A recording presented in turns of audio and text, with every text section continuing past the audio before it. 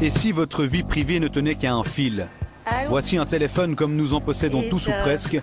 L'écouter à distance est un jeu d'enfant. Stéphanie a accepté de se prêter à la démonstration. Dans cette voiture au pied de son appartement, un homme l'espionne. On règle un petit peu cette histoire pour les vacances. Le mieux, c'est que je te donne le numéro de ma carte de crédit. Alors, 02. Ah ben là, c'est intéressant. Elle est par exemple en train de donner le numéro de carte de crédit pour une réservation. Donc là, effectivement, bon, il suffirait de noter ce qu'est un numéro de carte de crédit et de l'utiliser frauduleusement.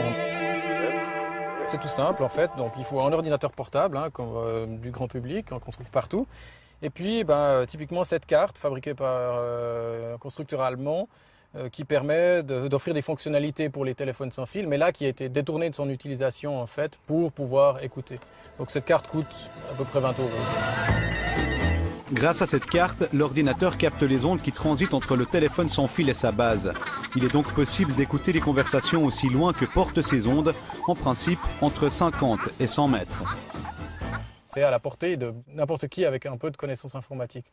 Alors qu'on s'attendrait que pour écouter ce genre de système, il faut quand même un gros arsenal digne de l'armée ou des services secrets. Mais non, vous voyez, avec simple installation, ça marche.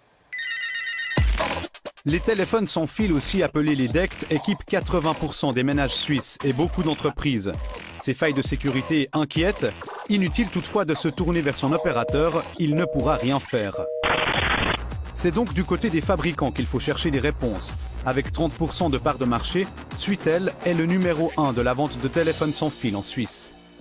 Bien sûr que c'est inquiétant, mais néanmoins, l'action que vous me dites est criminelle. Maintenant, nous savons qu'il y a des risques et l'industrie va travailler, même si les risques sont minimes, l'industrie va travailler pour éliminer ces risques.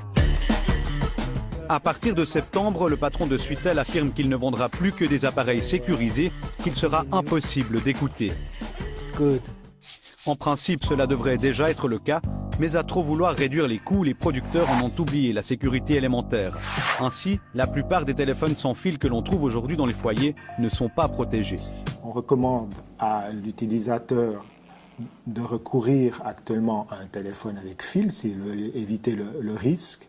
Et on recommande finalement que le fabricant informe clairement l'utilisateur des dangers. Il faut que les gens soient conscients que toutes ces installations qu'ils utilisent ne sont pas complètement sécurisées et que donc ils peuvent être potentiellement écoutés avec une installation très très simple, comme on le voit ici.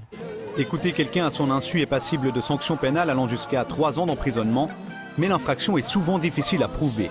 Bref, avec de telles failles de sécurité, les espions en tout genre ont encore de beaux jours devant eux.